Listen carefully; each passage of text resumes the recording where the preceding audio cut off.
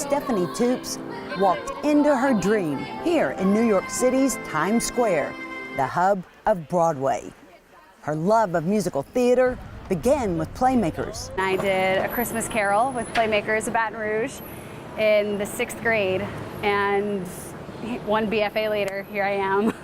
I fell in love with it immediately, with the people, with the atmosphere, with the idea that there was something bigger than middle school going on out there, and it gave me something to focus on, something to pour my heart into.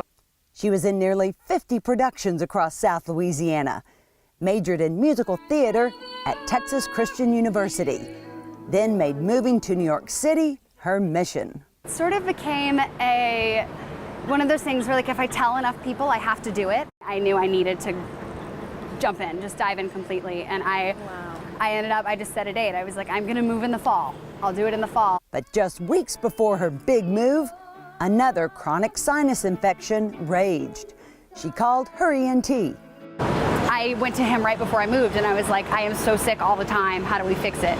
And he did a CT scan, and he was able to see everything. Everything about her sinus cavity was all wrong, and had been her entire life. Never knew it. I mean, I'd always had bad allergies and like really bad, and I have allergy-triggered asthma too. Surgery was the only solution. For my sinuses to get that cleared out internally so that I could sing. I found out that I had never had really enough air to breathe properly to sing before.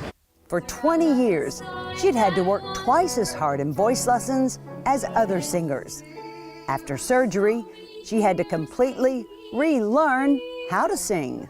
It was a challenge for a little while because the resonating space had changed. I didn't have the same shaped cavity in my head that I was singing with before.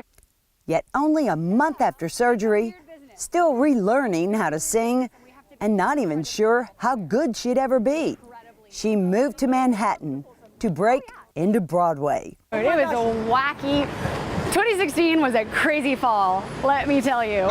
For 6 months, she went to audition after audition.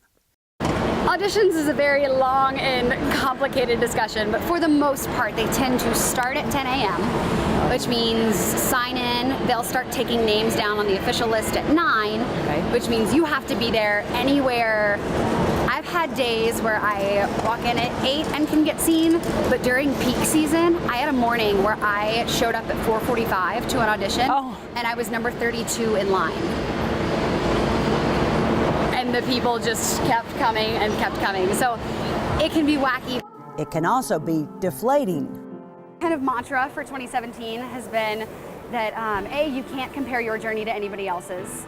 We're all coming from different things, and somebody's gonna book this and it's gonna lead them there, but you have to do this, that, and the other. So everybody's got a very different journey, and none of them is less valid or less important or less glamorous than the other one.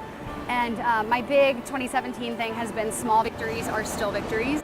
This is a city and a business and a career path that can really make or break you. And if you let it's a lot of rejection. I have got to keep reminding myself to focus on what was good about what happened so that the loss doesn't break me. And just as she was mastering that, she got a role in not one, but 2 plays.